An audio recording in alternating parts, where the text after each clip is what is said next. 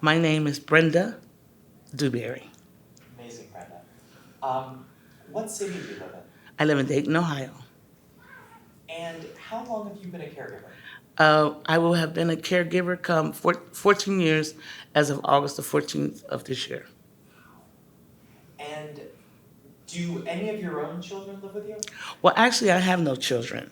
The only children I have right now is one young man who I took on when he was 5 years old after losing both of his parents. And how old is he now? He's now 17, about to turn 18. Wow. Wow. And what is your relationship to him? Well, I am his maternal aunt. Gotcha.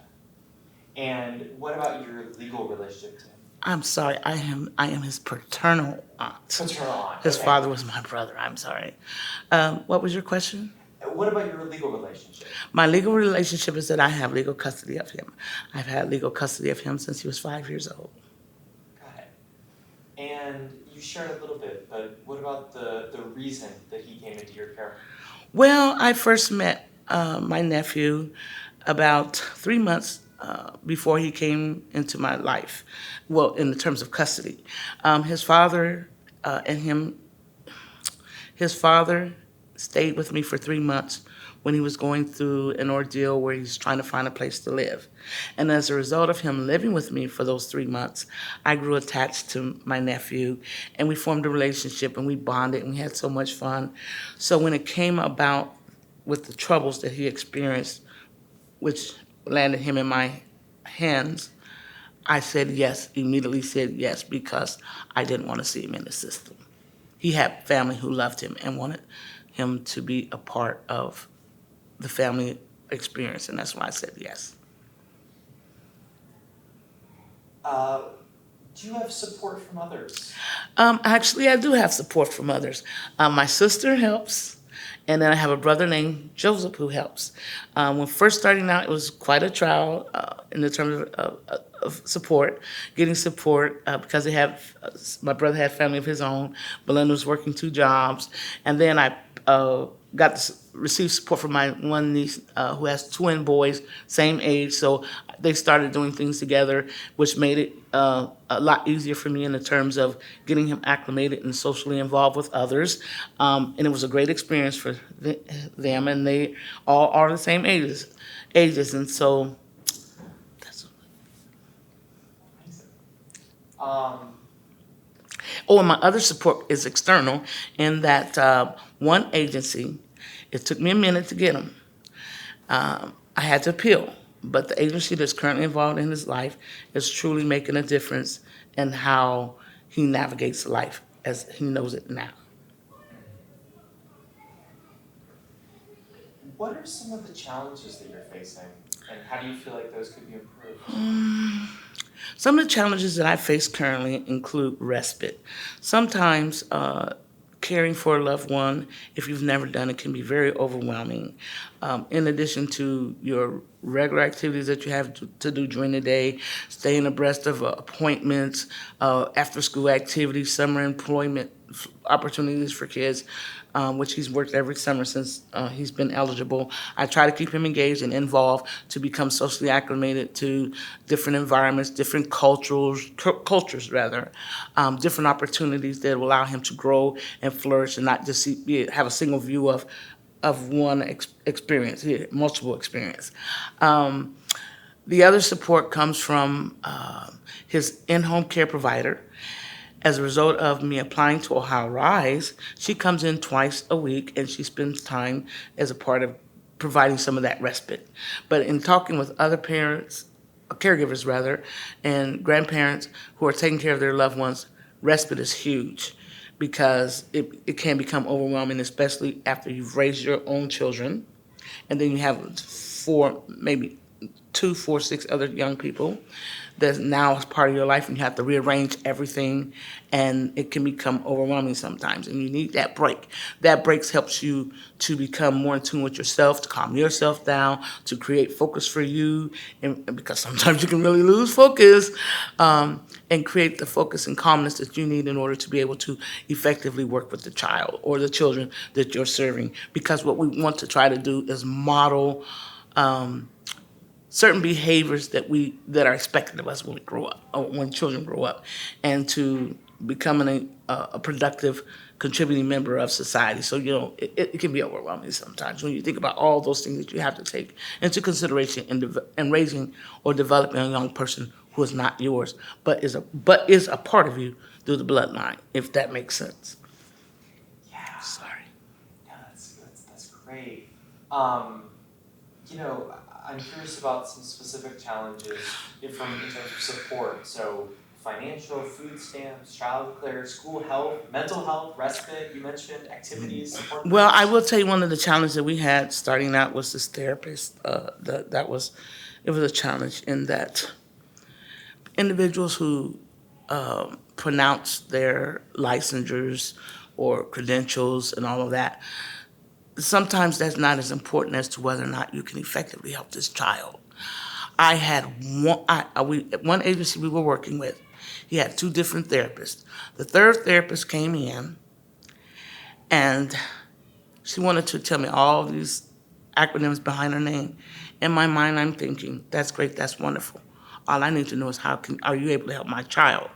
We go into the session. She begins to ask me questions. And these are questions that I would think she should already know because as a part of treating someone, we you have to read the background, get some of the history, see what's going on. And so by the third question, I was like, I asked her, had you had an opportunity to review his file? No, I haven't. And of course, I became distraught inwardly. I try not to show it, but it's like I'm telling myself, how can you effectively work with us and you have no background? Well, after we got through that session, we had another session scheduled. Well, guess what happened at that session? She tells me, I've met with my team and we've done all we can do to help your child. And I'm looking at her like, okay, this is the only second time you met him. How can you say that? Well, come to find out, he was dismissed from the center where they were treating him. And I'm thinking to myself, it took three of them to work with him. I mean, two counselors to work with him, and then she came on board. All of them missed the fact that he had a disability that they didn't even discover. And that came about as a result of his primary care physician encouraging me to take him to a different organization outside of our residence. Once there, he went through a series of psychological testing. When the results came back in October of that year, I was just devastated because he had been before all these other individuals who were the professionals in the field, and everyone missed a key component of his disability. And so then we started seeing a different therapist and prescribed different medications to help control some of the settling down with ADHD, creating focus, etc. And he became a lot better. That was a huge challenge for me because you trust them to give you the support and right information in order to help the child. But that didn't happen. So it was discouraging and that was a challenge. And I would hope that other families would not experience such, that individuals who are serving us, even intervention specialists, at least read the case history, the background. Don't call me mom. I'm not his mom. Don't call him by a different child's name because that's not his name. There's been instances where we've had reports done and he's referred to as someone else's child, making me think, oh, is this a cut and paste job in regards to how you are perceiving my child? And if this information gets into the wrong hands, then what? So you have to, as caregivers, we have to be ever vigilant in what we read, what we sign, what we hear, what we process from our meetings, and ask others questions and have a peer support group so that you can say, hey, I went through this experience and can you tell me, what do you think it's X, Y, and Z? Because a lot of this is new to us. We've never been through it, just like the IEP process. That was a major challenge for me. Starting out, I go to the meeting. He has 10 days to get an IEP. Well, get to the meeting and the lady says, this is a quote, rushed abbreviated version. We had to hurry up and get this done. Give me the idea book read this. If you have any questions, call me back. Took me 2 readings to understand the IEP process. And I'm saying, if that's me, someone with a high school education, think of those grandparents who have to go through this with IEP. It's like a foreign language, and you have to spend time with it and understand it and walk your brain and your mind through it, which I put in on the second round, I put in a little scenario. A, I do this. B, I do this. I made me like a little chart. So once I got the process down for how to get an IEP completed, then I felt comfortable doing it. And then I had to reach out to our local educational provider to say, hey, I'm lost. Can you help me? She was like, I have a USB cable. USB. He sent me that USB. I took it home, opened it up, all types of information about children with disabilities. I started clicking and clicking and clicking. Well, that's how I came in touch with the Ohio Grandparent Kinship Program. One of the administrators there was one of the first person I reached out to, and 10 years later, I'm still connected with her. Call her anytime. I can get my resources, guidance, and it makes me feel comfortable and confident in what I'm doing because I have someone who's been there and knows and has taken the time and being committed to the process, which is huge in this business. You have to be committed to the process of helping families find the resources they need in order to help the child succeed. That whole IEP process, and it's still a challenge, and it's just understanding the mechanisms that goes into that, and it's a process that is daunting, that is challenging, but it has to be done. So we must embrace it, and we must work together. I've been trained and taught that advocacy is supposed to be a win-win situation. It's not supposed to be a situation where we're seen as quote unquote troublemakers, or oh, here she comes again. What does she want now? We want to feel like you want us to be there and because we have a child that we didn't expect to have, but we're trying to help. We need you to help us help him. And the IEP is an IEP. It is what it is. But sometimes it can be very, very overwhelming, and that support is very much needed. What about any challenges you face in terms of housing? We have no problems with housing at the present time. Gotcha. And what about your own personal needs, your health, your mental health?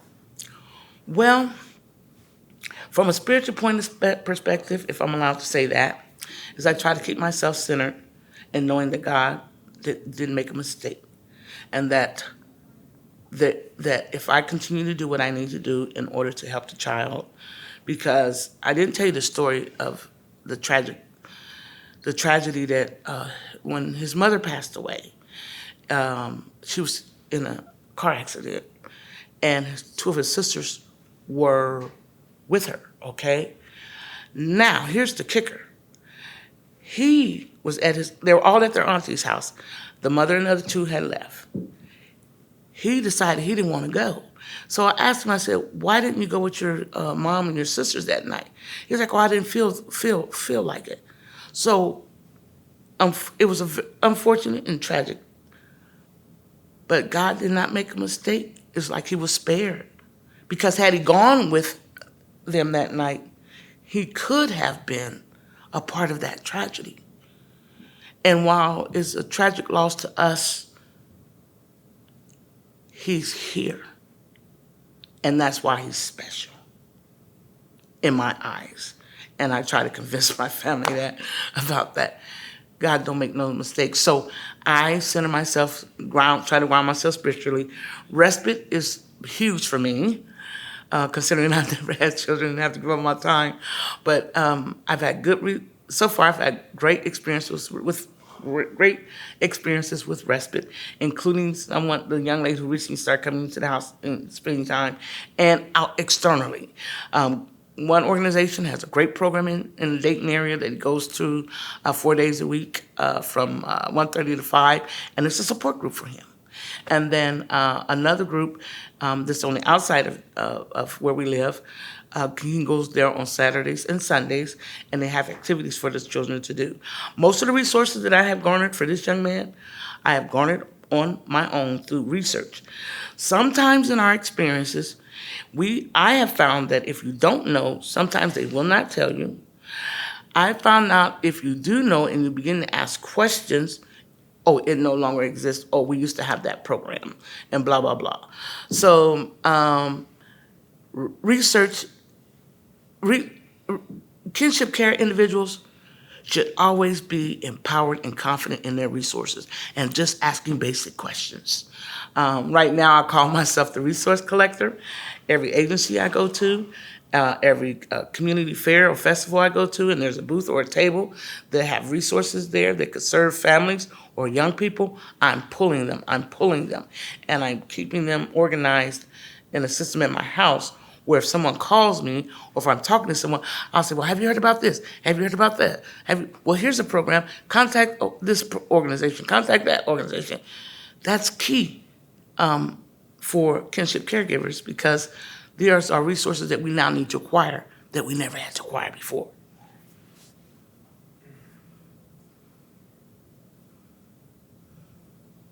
Um, what are the rewards? The rewards for me is seeing my young men thrive, my nephews thrive, despite all of the challenges we have had with accessing resources, getting individuals to understand his disability or disabilities. Um, he is thriving through summer camps, through academic enrichment programs, through summer employment, through youth support groups. I keep him engaged. I keep him involved. His goal is to become a potential SWAT person. He wants to go to college. I want to support his dreams. I want to support his goals, and I've seen a huge difference in how he was when he first came compared to now. He's thriving. He's wanting to do. He's technology oriented. Can fix anything. All he has to do is just take a look at it. Oh yeah, no problem. You didn't do this. You didn't do that. I was like, oh wow. And just to see him to be engaged in positive ways, and doing the things that he enjoys, and um, being mannerable, and we've had a long, hard journey, and it's not over. But at the same time, he'll be 18 next year. I mean, this year, and it'll be a different experience. But I will always be there for him. What are your hopes for the child in your situation? Well, my hope is that he will, of course, grow up to be a productive and contributing member of society, go to college, get a good job, maintain his goals and dreams of becoming a SWAT person or a police officer, and pursue some of his music interests that will propel him to higher heights. That he'll always make the right decisions, right choices based off what we try to provide and get for him. A young man being raised by two aunties and a cousin who's also a female. That's a lot of love per se. But in this day, that's the trend. Hey, that's the trend. We have to do what we have to do in order to get our young people or our children where they need to be. And so my goal is for him to be in a place where he will always be a success, or continue to work on his dreams and goals so that he can reach back and give to others as he currently demonstrates. He enjoys working with other young people, leading and guiding them, and that's what I'm hoping that he'll end up doing, being a leader and a guider. Oh, sorry, a leader or someone who guides others in the right path of success. Well, thank you so much for sitting down and sharing your story today. My pleasure.